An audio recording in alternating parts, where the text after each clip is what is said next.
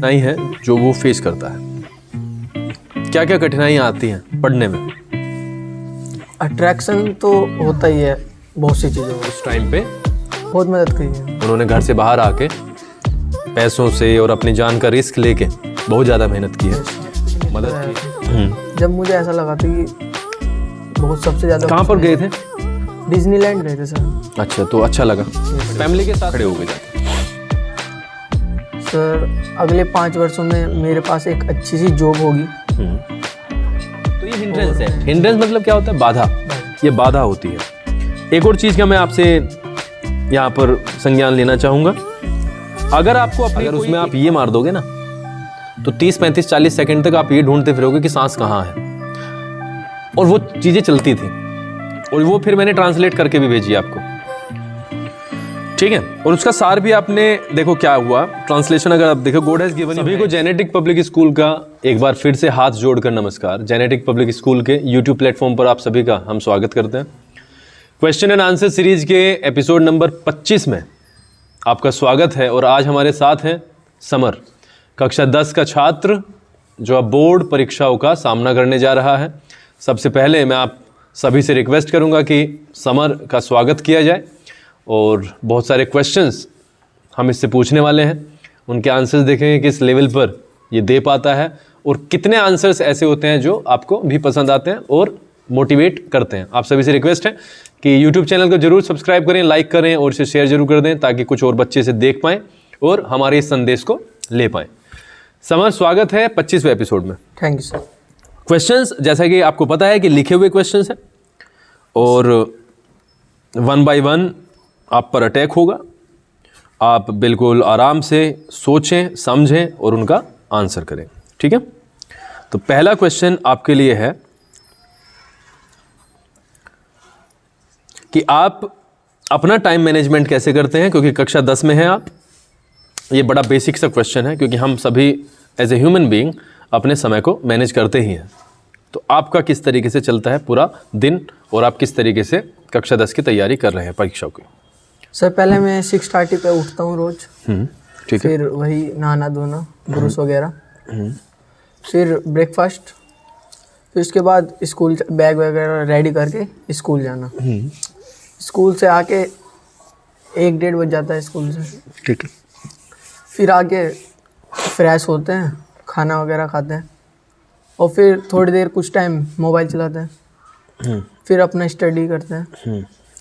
फिर जो ट्यूशन है, 1 है 2 है, ट्यूशन जाते हैं। फिर ट्यूशन के बाद स्कूल में आते हैं ग्रामर की क्लासेस लेने।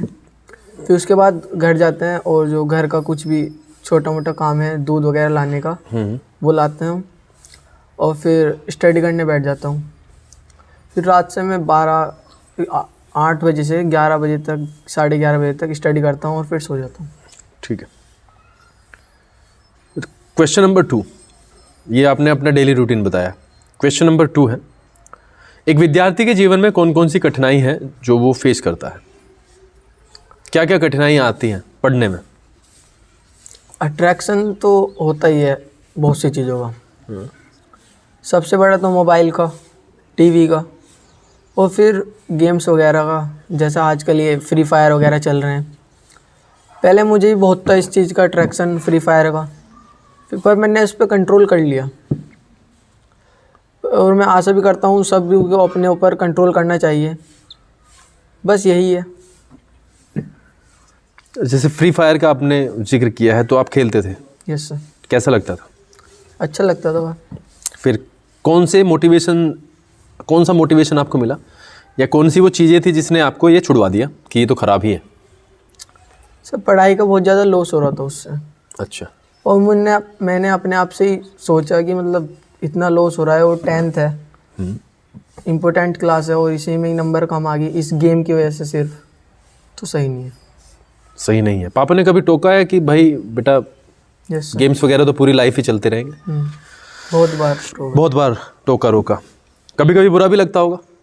समटाइम्स यू फील बैड कि पापा नहीं समझते, मैं तो होशियार हूँ, क्योंकि हम एक स्टेज पे आकर के सबसे होशियार मानते हैं अपने आप को कि हम तो सब कुछ कर सकते हैं। ऐसा कुछ हुआ है कभी? नहीं सर, ऐसा कभी नहीं हुआ। मतलब पापा ने समझाया और आप समझ गए? नहीं, बुरा तो लगा, पर ऐसा नहीं कि मैं ही टॉपर हूँ या कुछ। अच्छा, मैंने हमेशा से यही जानना है, और यही नहीं, टॉपर की तो मैं बात बताता हूँ, जब आप इंटर में आ जाओगे तो वी फील, मैं मेजॉरिटी ऑफ द स्टूडेंट्स कह रहा हूँ कि वो करते हैं कि I can do each and everything. मैं इतना क्रिकेट खेल लिया, इतना मैंने फ्री फायर खेल लिया, इतना मैंने यहाँ वेस्ट कर दिया, लेकिन आई विल मेक अप, मैं इसको पूर्ति कर दूंगा। बट ऐसा नहीं होता। आपकी रोज़मर्रा की जो मेहनत होती है वही एग्ज़ाम में काम आती है। आप ऐसा नहीं है कि 2 दिन में क्या आप पर्वत पलट देंगे, ऐसा होता नहीं है। तो आप रोज़ क्षण क्षण प्रतिपल जब आप मेहनत करते हैं वही काम आती है। क्वेश्चन नंबर 3 है आपके लिए।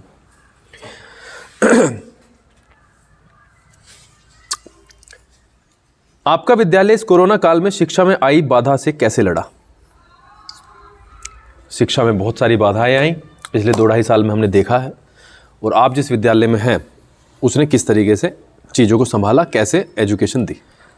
पहले तो मैं अपने विद्यालय को बहुत थैंक यू कहना चाहूँगा, क्योंकि उसने हमारा साथ किसी भी परिस्थिति में नहीं छोड़ा, चाहे कोरोना काल हो, लॉकडाउन हो, कुछ भी हो। हमें चाहे 1 घंटा 2 घंटा, पर हमारे ना वो रेगुलेंस नहीं तोड़ा।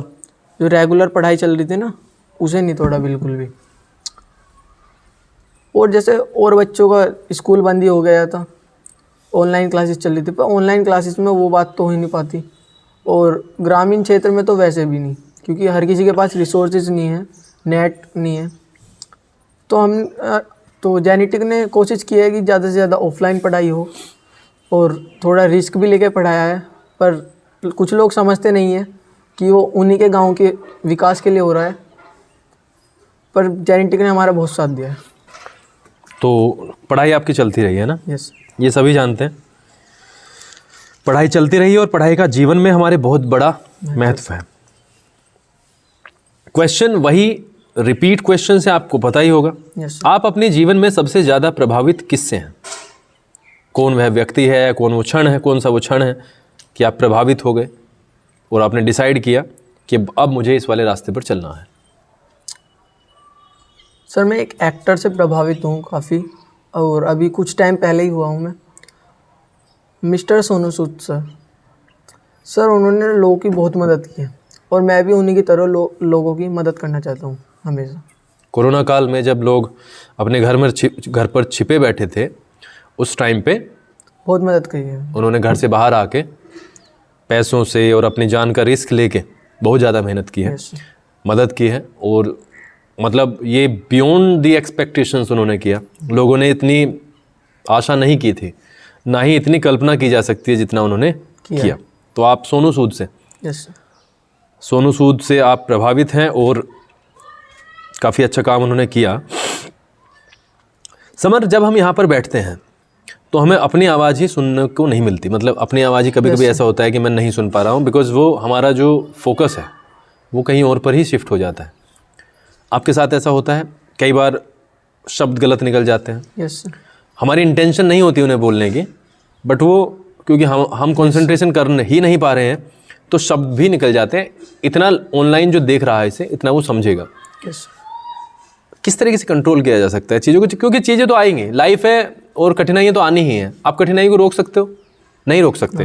हम उनसे लड़ने के लिए अपने आप को ट्रेन कर सकते हैं। सिर्फ कठिनाइयाँ तो आती हैं। Yes sir. आप इस इंटरव्यू को रोक सकते थे? बिल्कुल रोक सकते थे। आप गिव अप कर सकते थे। मतलब अगर आप ऐसा बिहेव करें कि सर मैं तो यहाँ पे आना ही नहीं चाहता हूँ, तो हम ही क्या कर सकते हैं? Yes. हम ही आपको कह देंगे चलो स्किप कर देते हैं।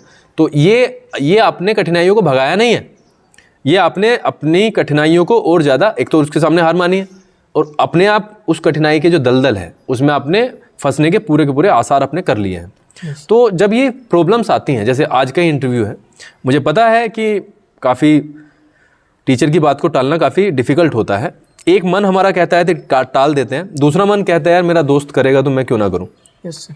इस पोजीशन से, इस सिचुएशन से जूझना, और ये लाइफ में हम हमेशा जूझते रहते हैं इससे। तो कैसे पार पाते हो जब ऐसी सिचुएशन में फंस जाते हो? सर, अपने दोस्त को देख के तो होता है कि उसने कर लिया तो हम क्यों नहीं कर सकते। और इस चीज़ का तो मतलब करके ही कोई कुछ कर सकता है।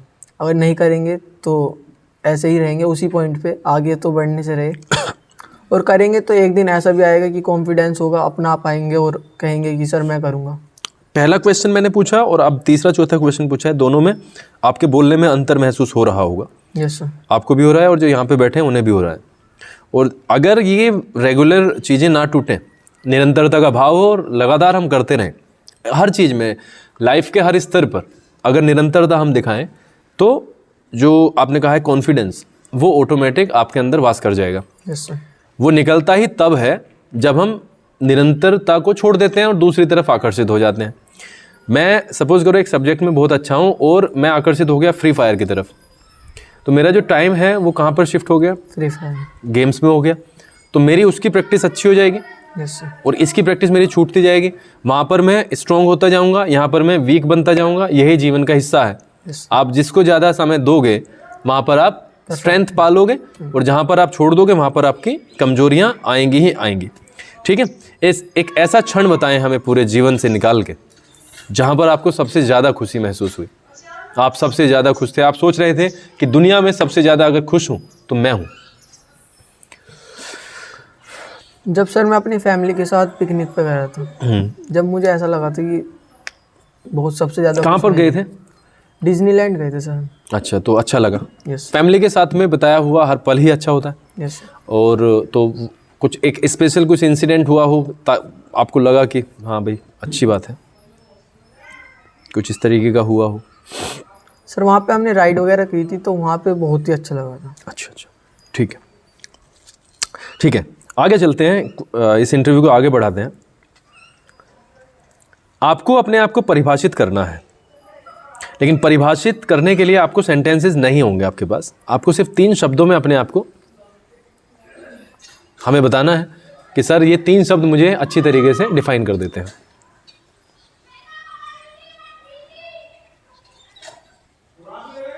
आराम से सोचो, आराम से जवाब दो, इससे कोई दिक्कत नहीं है, समय ही समय है।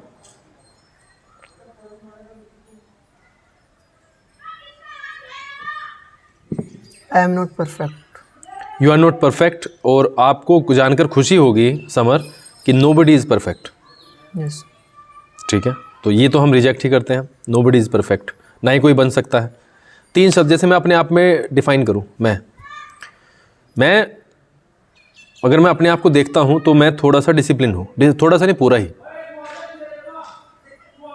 डेडिकेटेड हूं, हार्ड वर्क करता हूं। तो इस तरीके के शब्दों से आप अपने आप को डिफाइन कर सकते हैं।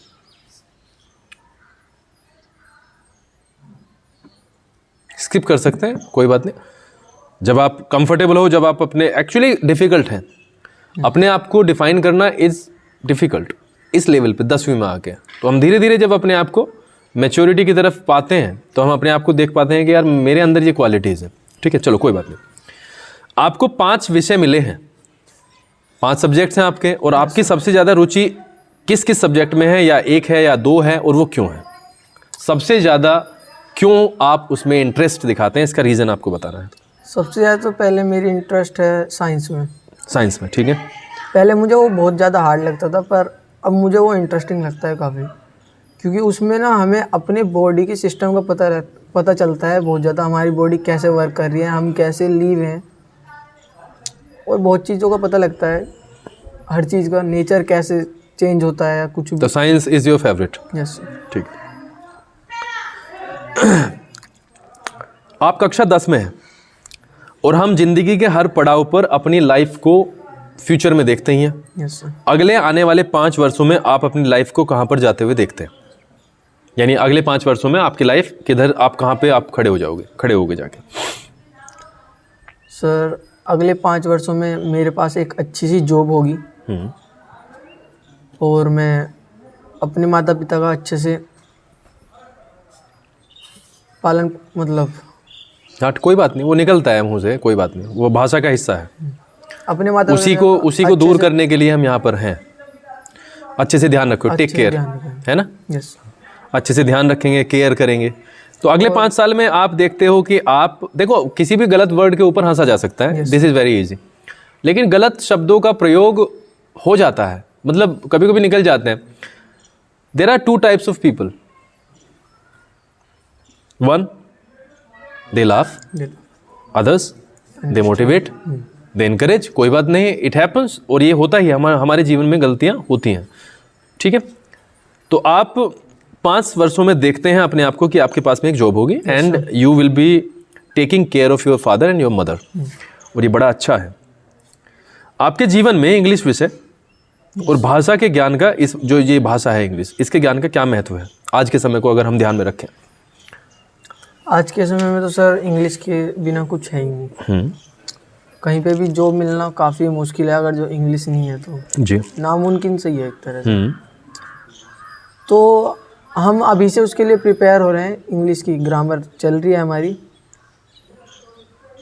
तो बिना इंग्लिश के तो आज के टाइम में कुछ नहीं है, तो लोगों को ये समझना चाहिए और अपने ऊपर थोड़ा ध्यान देना चाहिए।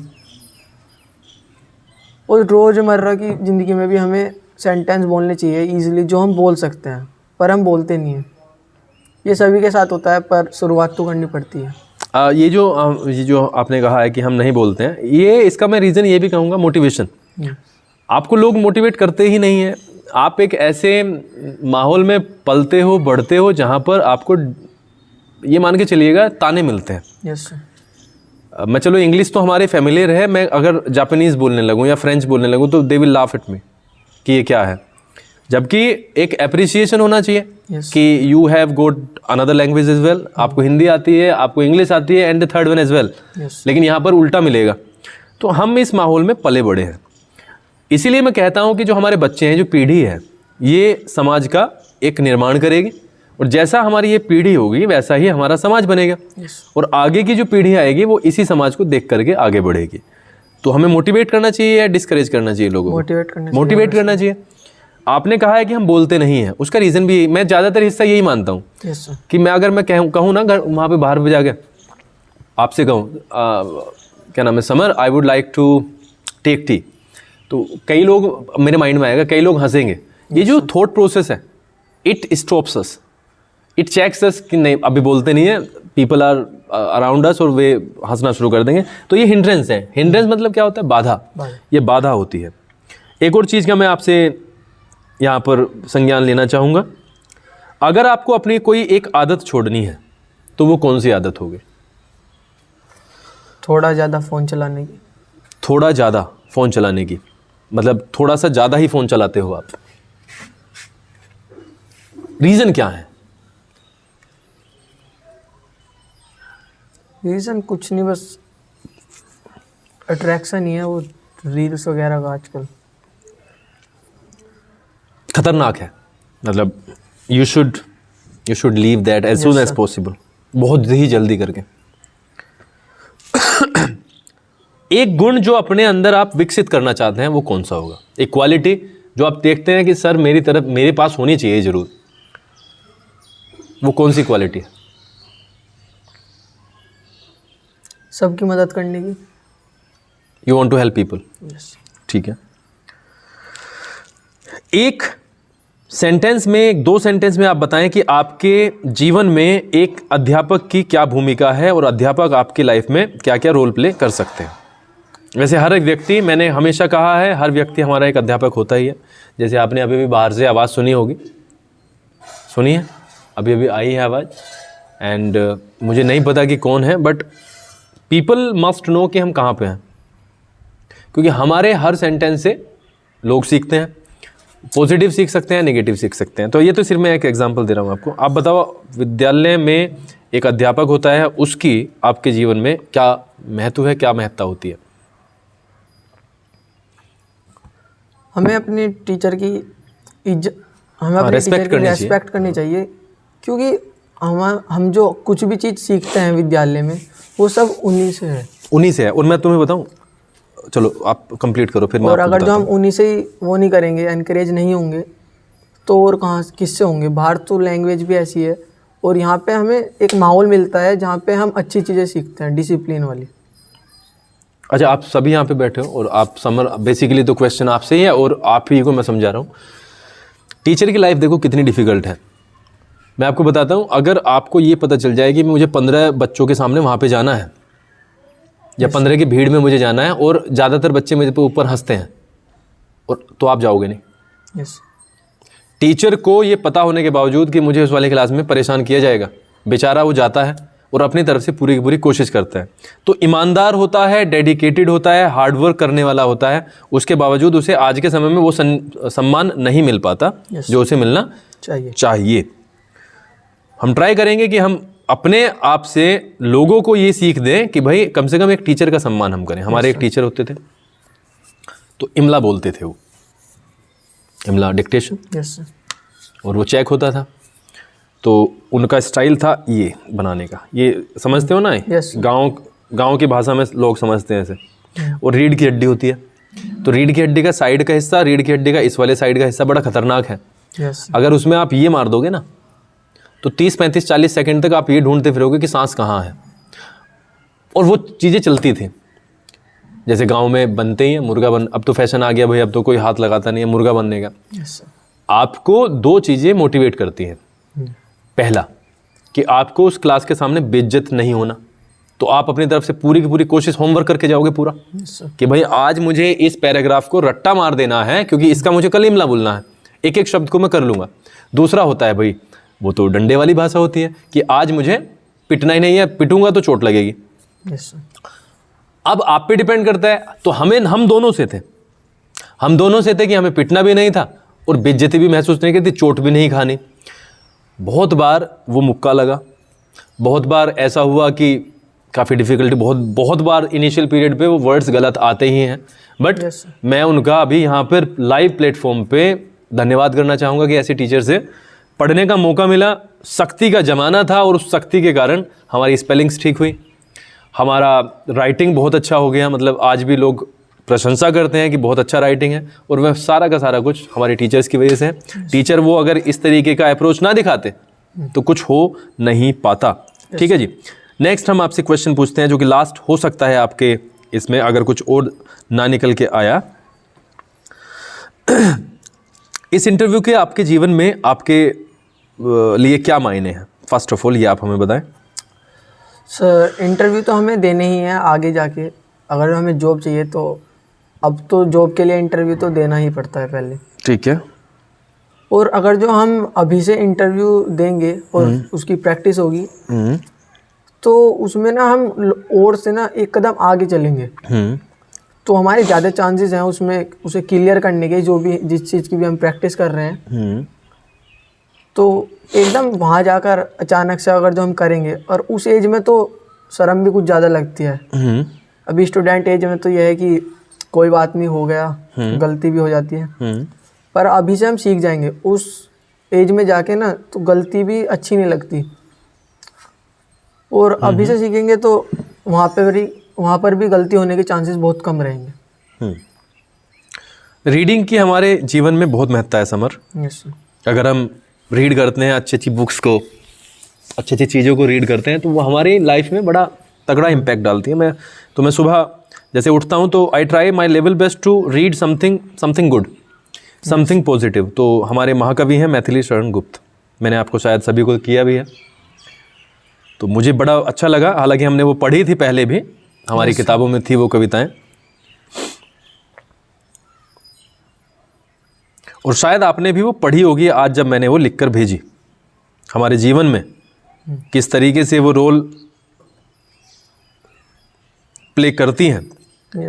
और पुराने ज़माने में भी लोग यही विश्वास करते थे कि अगर हम विश्वास के साथ आगे बढ़ें तो बहुत सारी चीज़ें क्लियर हो जाती है। मैं आपको पढ़ के बताता हूँ, और वो फिर मैंने ट्रांसलेट करके भी भेजी आपको, ठीक है। और उसका सार भी आपने देखो क्या हुआ, ट्रांसलेशन अगर आप देखो, God has given you hands, God has given you hands. और ये मैं यहाँ से भी कनेक्ट करूँगा जो हम पढ़ रहे हैं अपनी क्लास में, तो कल ही हैज़ का यूज़ हुआ है, प्रेजेंट परफेक्ट का। तो भगवान ने हमें हाथ दिए, he has created all the things you have wished, उसने वो सारे की सारी चीज़ें पैदा की हैं, बनाई हैं जो हमने कभी इच्छा की थी उनकी।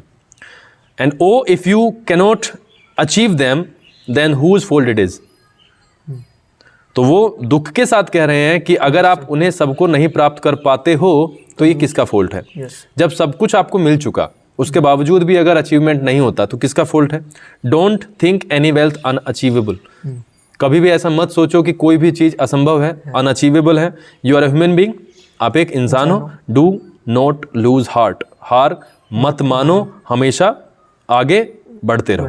ठीक है, यस ये चीज़ें हमें हमेशा मोटिवेट करती हैं। अच्छी अच्छी चीज़ों को अगर हम रीड करें, अच्छे अच्छे चीज़ों का पालन करें, अच्छे अच्छे लोगों को फॉलो करें, तो बहुत सारी चीज़ें हो जाती हैं। कुछ आपको पूछना है, कुछ कहना है?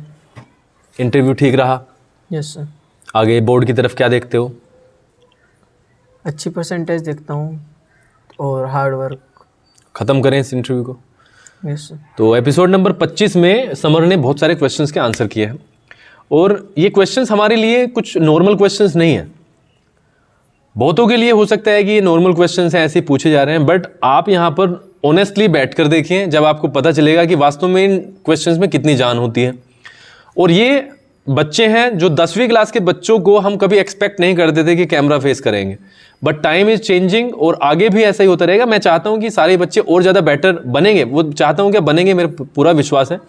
इस एपिसोड को आप ज़रूर देखें, अपने बच्चों को दिखाएं और मोटिवेट करें, इनकरेज करें उन्हें, ताकि वो ज़्यादा से ज़्यादा इस चीज़ में जा सकें और उस चीज़ को वो गिव अप कर सकें जो उनके लिए नेगेटिव है। आप सभी से यही दोबारा से रिक्वेस्ट है, ईश्वर की प्रार्थना हम करते हैं कि आप सभी प्रोग्रेस के मार्ग पर चलें। इस YouTube चैनल को सब्सक्राइब करें और उस हर चीज़ का साथ दें जो सत्य पर आधारित है, सत्य के रास्ते पर है। बहुत बहुत धन्यवाद। आप सभी का जीवन मंगलमय हो और आप हमेशा स्वस्थ रहें, सुखी रहें।